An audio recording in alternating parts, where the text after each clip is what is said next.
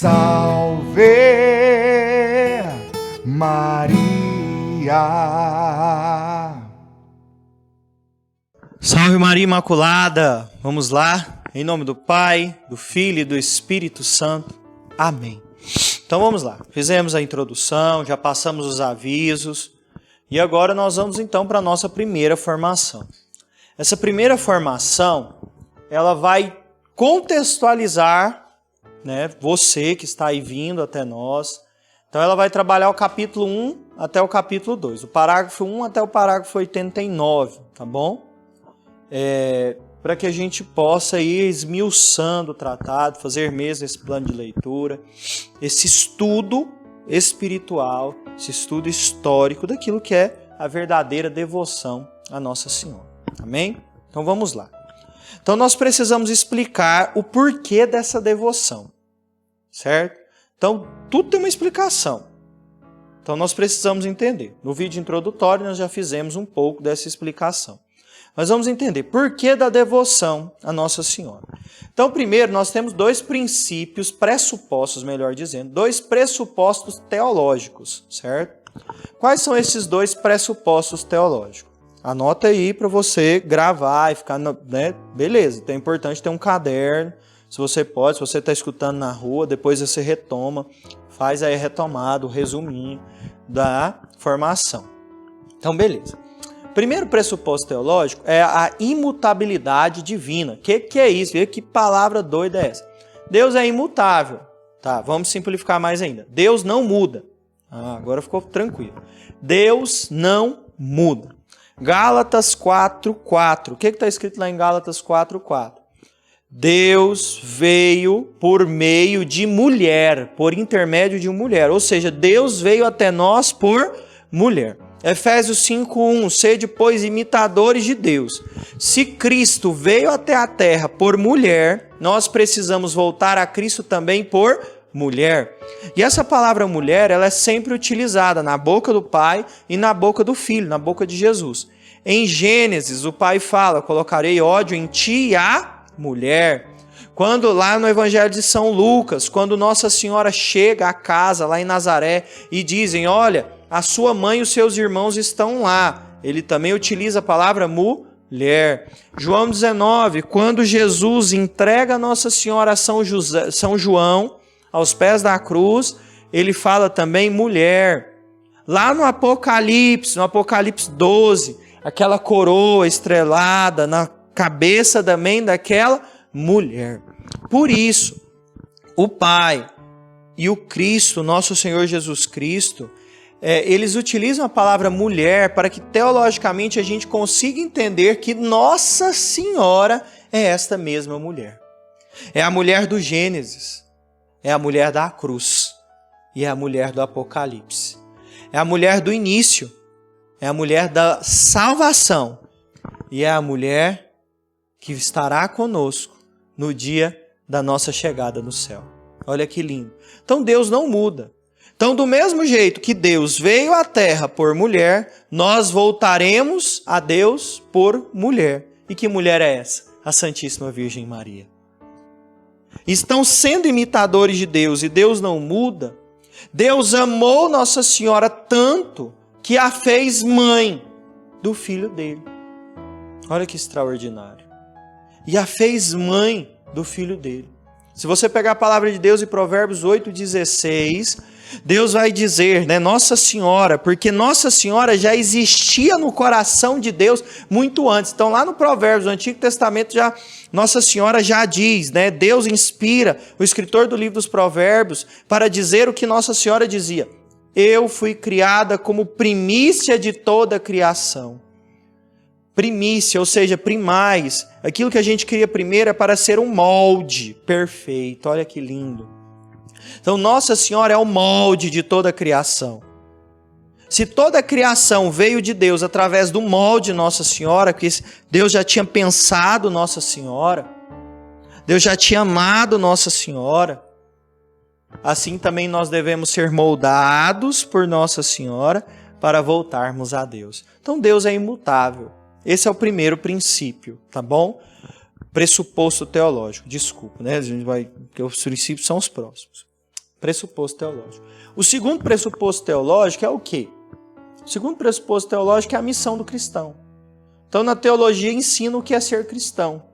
Teologia, o estudo de Deus, o estudo das coisas divinas. Então, a teologia nos ensina o que é ser cristão. E o que é ser cristão? É ser um novo Cristo. Ser um novo Cristo. Gálatas 2, versículo 20. Já não sou eu quem vivo, mas Cristo que vive em mim. Ou seja, eu tenho que deixar a minha humanidade para assumir, incorporar, me cristificar.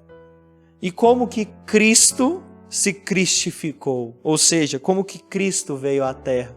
Por Nossa Senhora. Então, se ser cristão é ser um novo Cristo, a gente tem que traçar os mesmos passos de Cristo. E quais foram os mesmos passos de Cristo?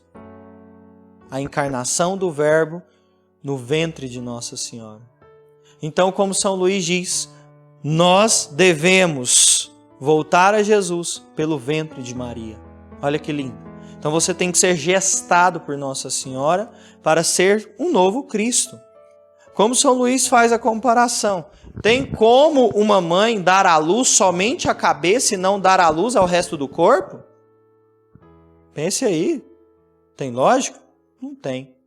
Ou seja, se Nossa Senhora deu à luz a Cristo, a cabeça da igreja, Nossa Senhora também dá à luz a todo o corpo que é a igreja, que somos eu, você e todo mundo. Olha que lindo. É o caminho perfeito do céu. É o caminho perfeito para voltarmos àquela que é a nossa suma alegria. E quando nós estamos em Nossa Senhora, nós já sentimos o gosto do céu. Diz Santo Afonso Maria de Ligório, no glorioso livro, As Glórias de Maria, que os verdadeiros devotos de Nossa Senhora podem dormir tão tranquilos como se já estivessem no paraíso. É lindo, não é, gente? Os verdadeiros devotos de Nossa Senhora podem dormir tranquilos como se já estivessem no paraíso, porque Nossa Senhora é a porta do céu, como diz a ladainha lauretana, que é a ladainha de Nossa Senhora, a descrição de um diamante. Isto é a ladainha de Nossa Senhora, a descrição de um diamante. Então Nossa Senhora é esse diamante, é a porta do céu, é a escada do paraíso, como vem chamar São Bernardo de Claraval. A escada que nos leva para o céu. É a escada que nos impulsiona.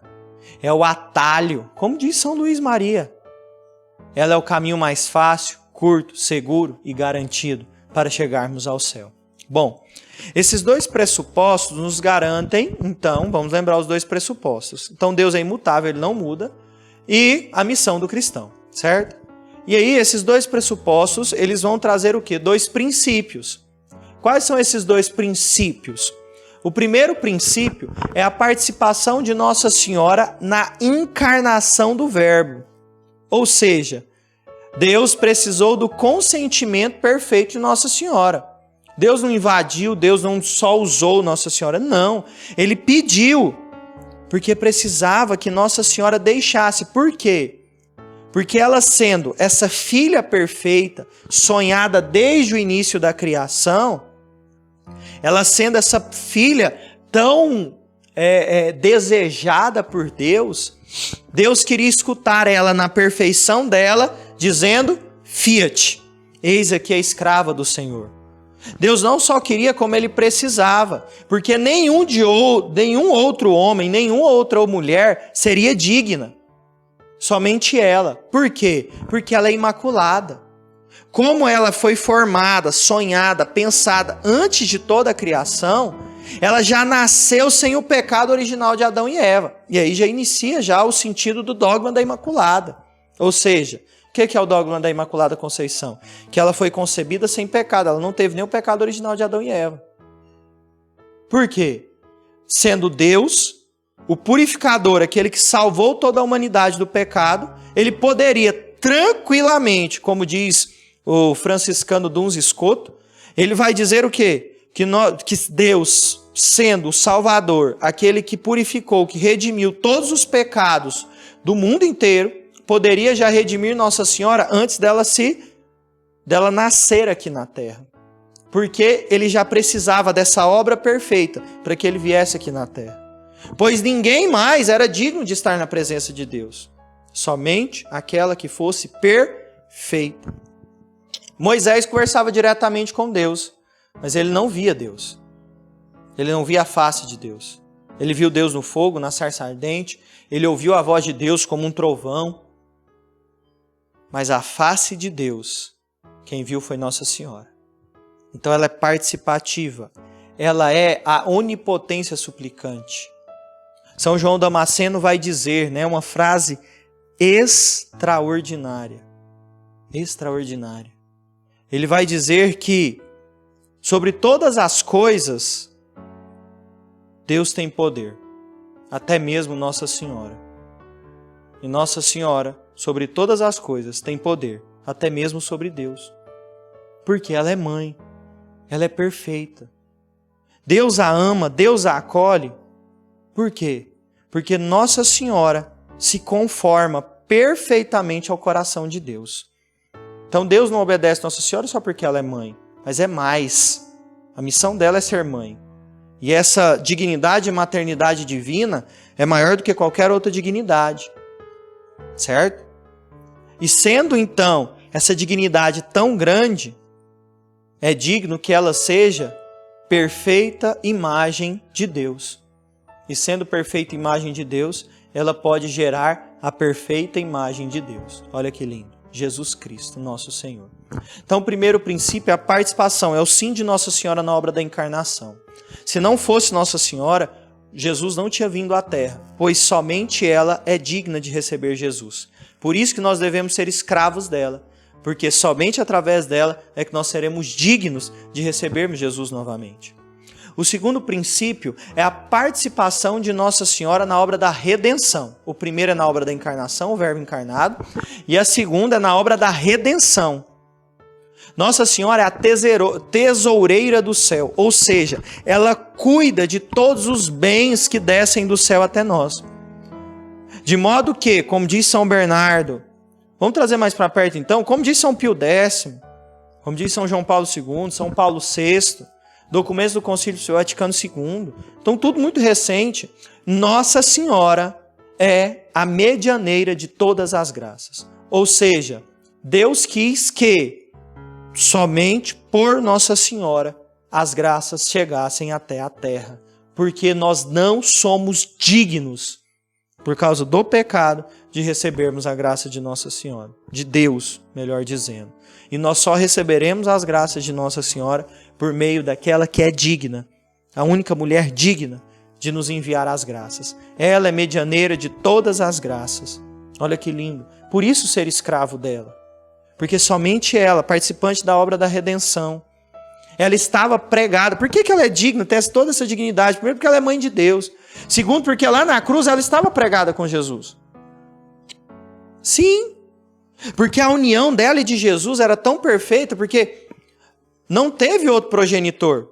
Só Nossa Senhora, que deu sangue. O sangue que jorrou da cruz foi o sangue de Nossa Senhora. O DNA que foi aberto, rasgado, o DNA de Jesus, era só o DNA de Nossa Senhora. O rosto de Jesus, as feições físicas de Jesus, ele não teve outra pessoa para puxar.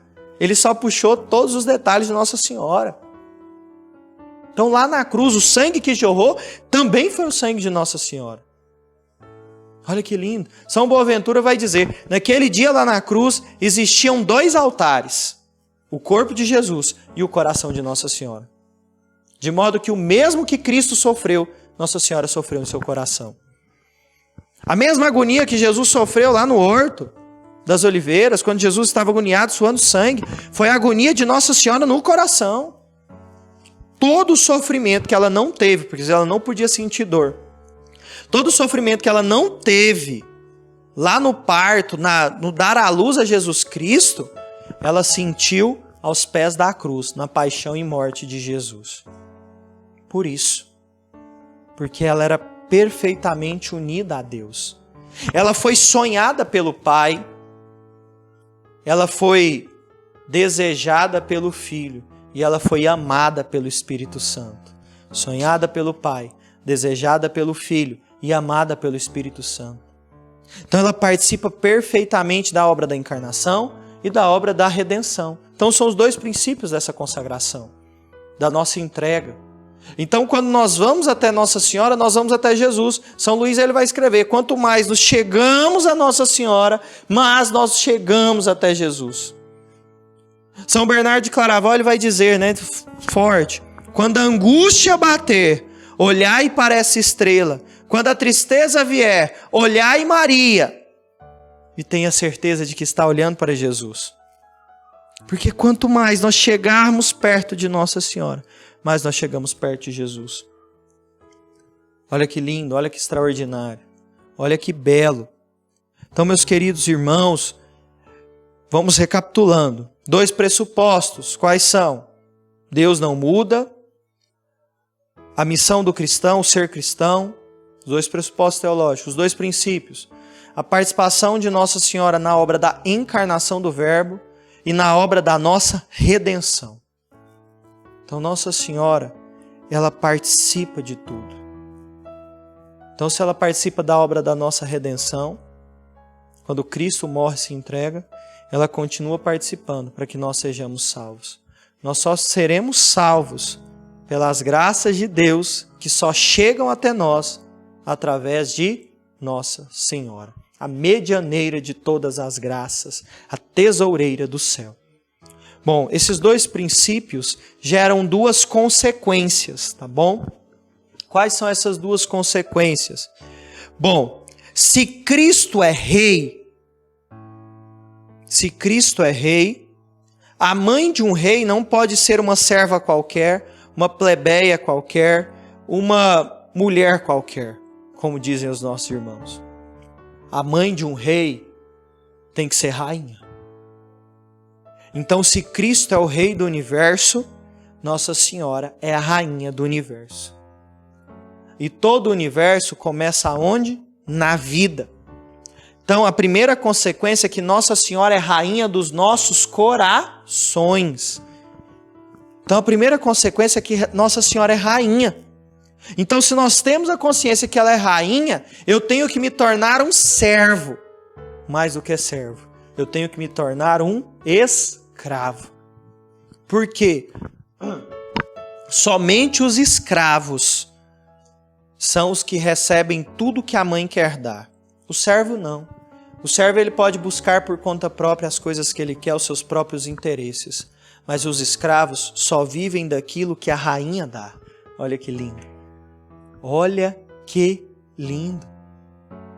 Por isso nós devemos ser escravos por amor a Nossa Senhora. Pois assim, nós viveremos somente daquilo que Nossa Senhora nos dá. Santo Afonso Maria de Ligório, ele nos ensina a pedir, a rezar. E ele ensina o seguinte, olha que lindo. Mãe, eu não vou rezar nada. Eu quero o que a senhora quer. Eu quero o que a senhora quer. Olha que extraordinário. Então, sendo ela rainha dos corações, a participante efetiva da nossa salvação, vem a segunda consequência. A primeira consequência é que Nossa Senhora é rainha dos corações. A segunda consequência é que Nossa Senhora é necessária para a obra da nossa santificação. Ou seja, sem Nossa Senhora nós não seremos salvos. Sem Nossa Senhora nós não seremos santos. Sem Nossa Senhora nós não chegaremos em lugar nenhum. São Boaventura vai dizer, eu não conheço santo algum que tenha se tornado santo que não seja pela devoção a Nossa Senhora.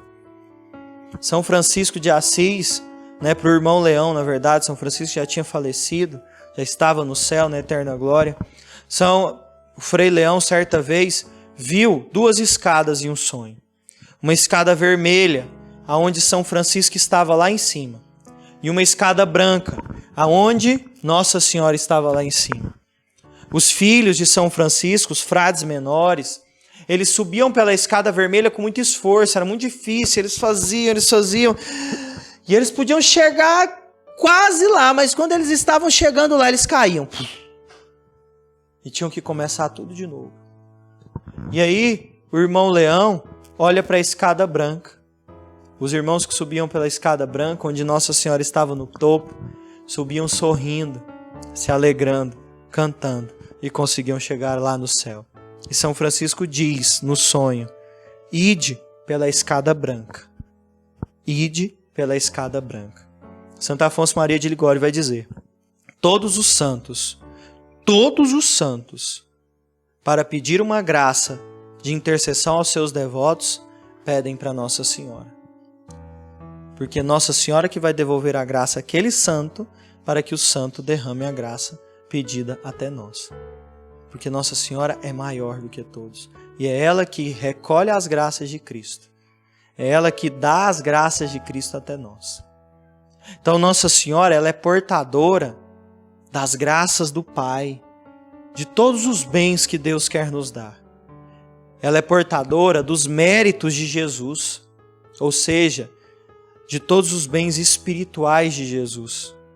E ela é detentora de todos os dons do Espírito Santo. Ou seja, ela tem tudo, por isso ela é necessária para a nossa santificação. Nós precisamos das graças do Pai, para quê?